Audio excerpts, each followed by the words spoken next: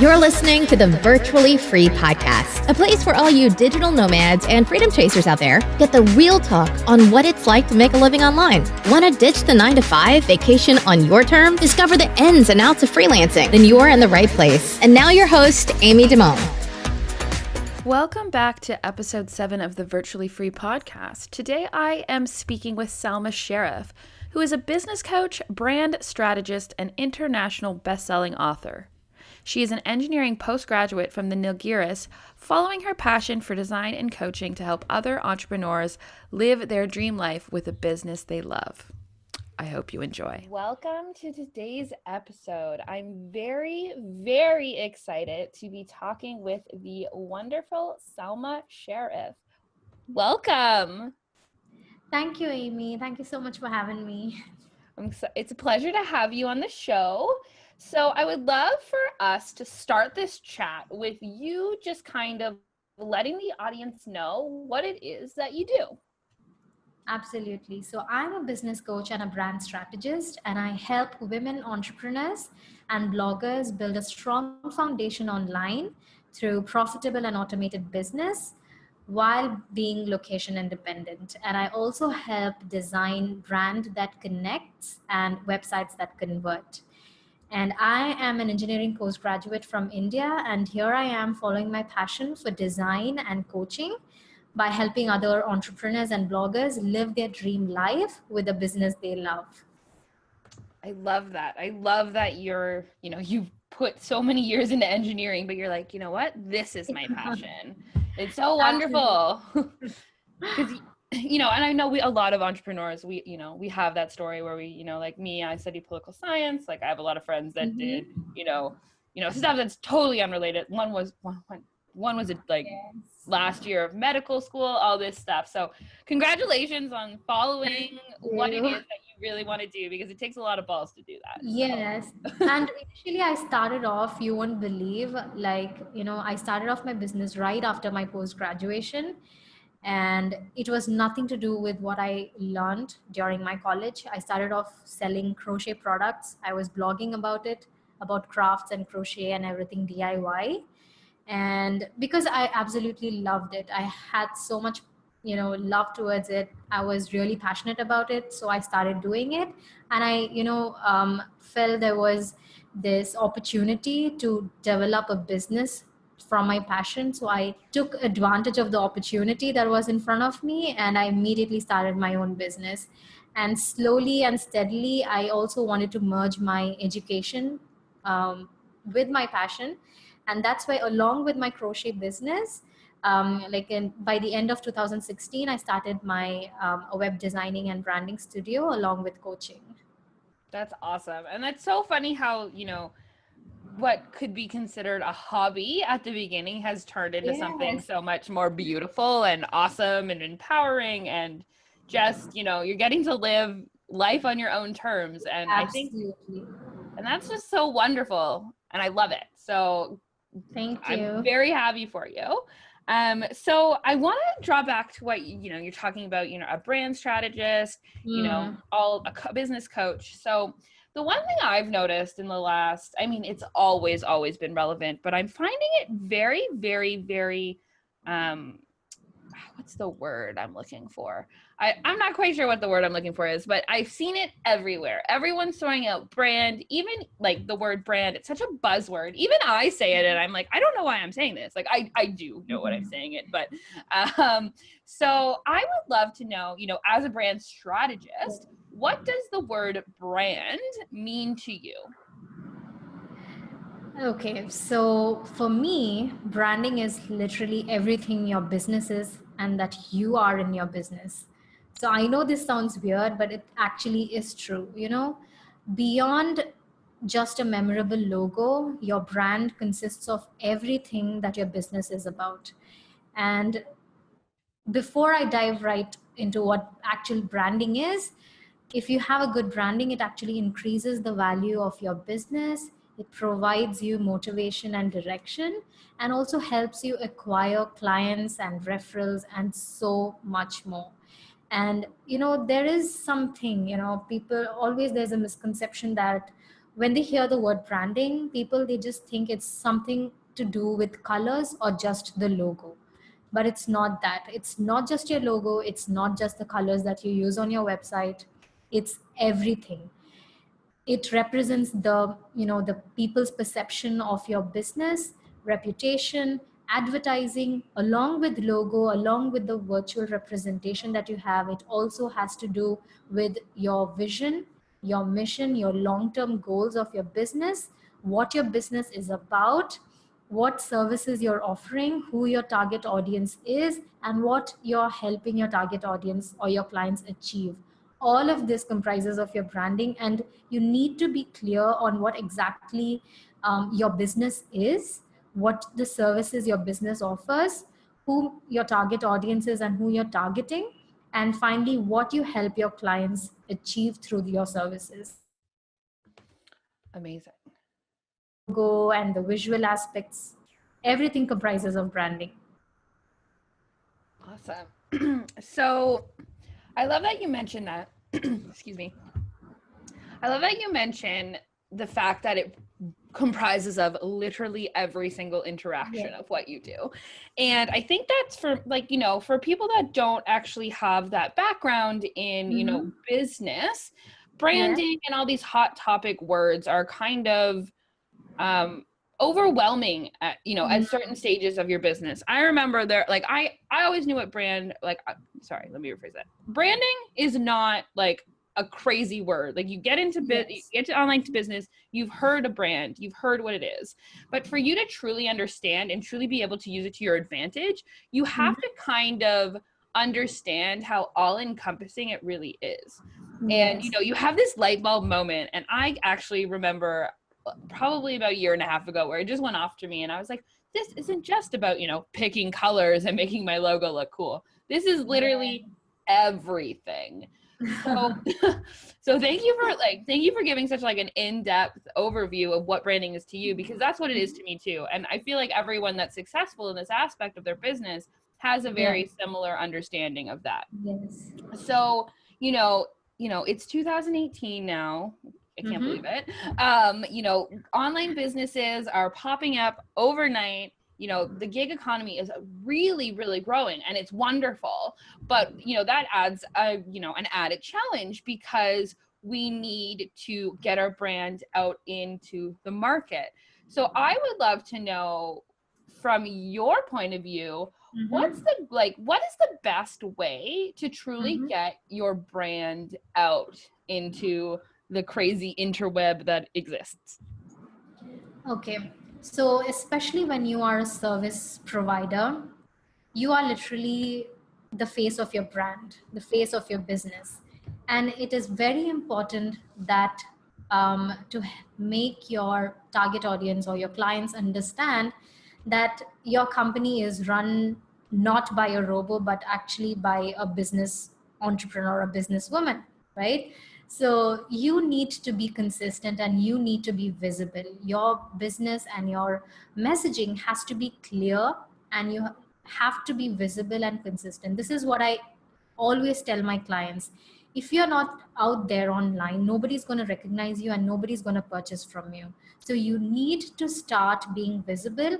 And by being visible, not like, come once in a week or, once in 2 weeks and talk about something or post online. It's not that. You need to be consistent. At least every single day you need to be posting or messaging, or at least coming, out live and talking to your audience about what your services are, what you offer, about your business, about your journey. So this is the first thing. You need to be consistent and you need to be visible. And if you haven't yet thought about it, and if you're not yet, started working on it, and it's time to start working on it and to start being consistently visible. So that's one thing I would like to emphasize on. And this is actually goes with me as well. This very good example, when I started off in my business, when I started my service-based business, I was actually struggling to find clients. It was really difficult to find clients. And when I came out online and when I saw there were so many Facebook groups online, and everybody were posting about themselves, about their business journey. They were posting about, like, see, I had this dinner today, I went out here. So it's not just about, you know, posting content. It's about building relationships as well. So, if a person only knows you and knows what you are, what your services are, and what you do, only then that person will trust you and might purchase from you or might hire you for that, in that particular matter. So, you need to start building relationships before you start acquiring clients. And that's very important. And the other thing it does is you need to build trust, as I said. And one thing that will help you do is a professional looking logo and visual elements. And what it does is it builds trust, it builds credibility, and people are more likely to purchase from a business that appears polished and legitimate. And and not just that, it also helps you bring new customers and referrals as well. So just to be short, um, if you need to start growing online, you need to be consistent, you need to be visible, you need to have a clear vision for your business. You need to be clear on whom you're going to target, what your services are, and work towards that. Amazing. That was a lot of goodness right in that little answer, and thank you for that. I hope that everybody listening will just, if they get one thing out of this interview, it will be consistency, because that is the one thing, especially with the algorithms changing. Yes. Every day. It feels like they change every day these days. Like that, if you're engaged, if you're consistent, you're going to be showing up on the top of the page instead of, X, Y, and Z. So super important. So we all know, well, hopefully we all know about, paid ways of advertising. We've got Google AdWords these days. We've got Facebook ads, Instagram ads, Pinterest ads. I've never been on Twitter, so I don't know if they do ads, but I'm assuming they do something. But one thing that we kind of forget about, at least I do at times, is the power of organic marketing. Yeah. And before we jump into that, what I would love for you to just give a quick overview of what organic marketing is for the audience. Absolutely. So, organic marketing is nothing but an act of getting your customers to come to you naturally over time, through search engine optimization or through your website or through social media. But instead of, artificially via paid links or ads or boosted posts. So organic marketing is nothing but just getting clients without even having to pay for, advertisements and stuff. So there are, so many ways and strategies that you can drive traffic and get customers or potential, leads in your own business. Before diving into ads, this is the only way that I was, focusing on, that is organic marketing, to put myself out there, to publish my business, to gain, generate potential leads, and also to get clients. Everything was through organic marketing, and only at a later point of time, I started utilizing ads.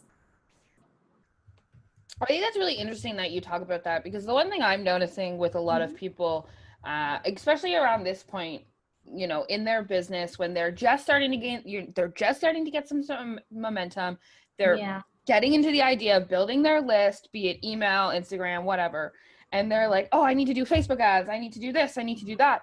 But they're kind of forgetting about organic marketing. And organic marketing, it's called organic marketing because it was one of the first ways to market yourself. You just, put some pictures up, you worked on your website, you worked on content. I'm making it sound a lot easier than it is, but, and you get people to come to you.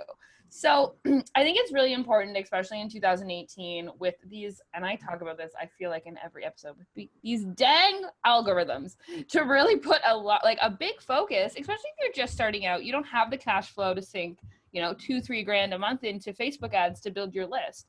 So organic marketing is really a great way to go when you don't have that influx of cash at the beginning.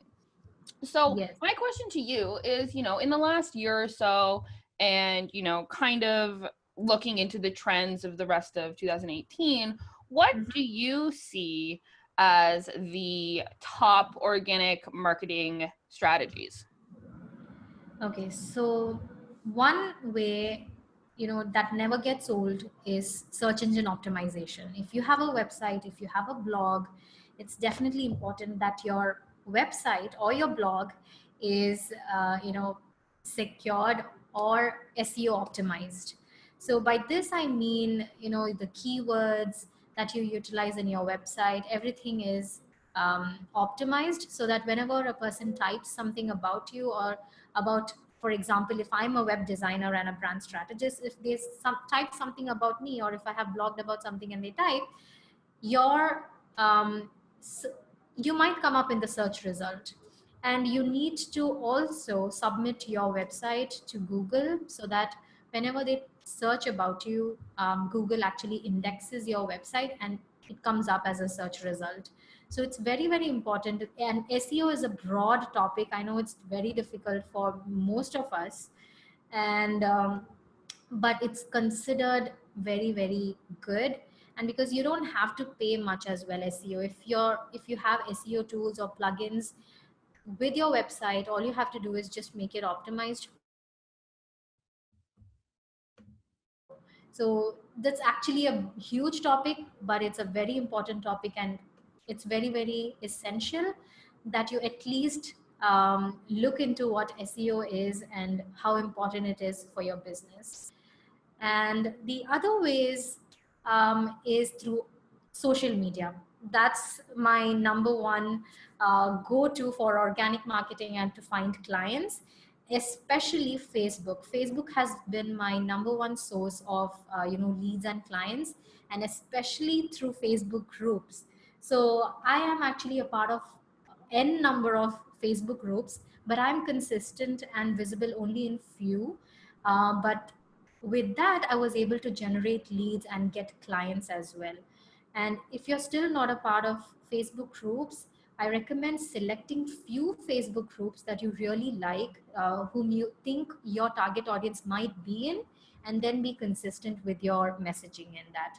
And another thing that I highly recommend is, especially again, if you're a service provider, LinkedIn also might be the best for you, because there you might get high paying clients and generate leads through that. So LinkedIn is amazing, and you definitely have to try that.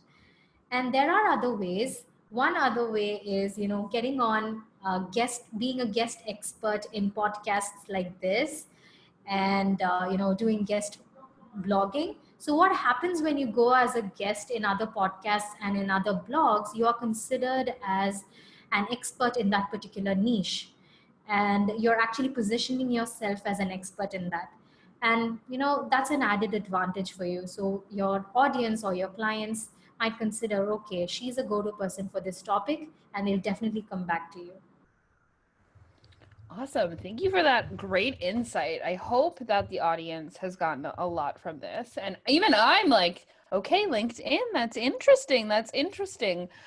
I tend to fight a few social platforms, so Mhm. LinkedIn is one of them. So, Yeah. so before we go on back into our businesses today, I would love to ask you one more question. So, Yeah. and and I kind of want to, encompass both branding and organic marketing. But, Yeah. and this is such a broad question that I'm going to ask, and, and I apologize, but you can go in so many directions with it. But in 2018, what is the best way for your brand to stand out?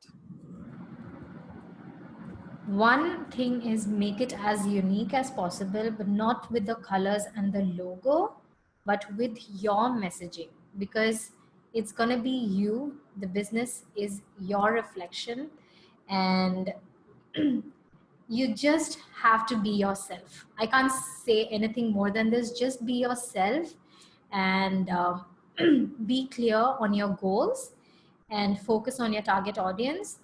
And with that, I want you to create content that actually attracts your target audience. So just think of you in that person. I know you probably are someone, you're actually targeting someone who are, who is actually, you were someone like that a few years back. So you need to think about yourself. What help would you require from somebody else? And based on that, creating content and branding your business and yourself around that is very important. And just be yourself. Don't try to copy others. Don't try to copy not just the logo or the colors from others, but also, messages and, the live streams what others take. And just because one person is, doing live streams every single day doesn't mean that you have to do every single day. You just be yourself. You want to do live streams, uh, weekly ones, just do it. You want to have a podcast, just do it. So whatever you feel right, do it. And as I initially mentioned, Amy, branding is not just the logo, it's everything else combined as well, like your messaging and, being consistent, your vision. So you have to definitely be clear on that and work towards achieving your goal and helping your clients as well. So this is the only way that you can, make your brand stand out, by being yourself. Wonderful. Well, thank you so much for this awesome insight, Salma. It's been a pleasure chatting with you. And I would absolutely adore it if you could leave the audience with some wonderful words of wisdom. Don't ever be afraid to start small. And if you just have a dream and a passion towards something, stop dreaming and start implementing immediately. And I always say this to myself and to my clients, but don't quit.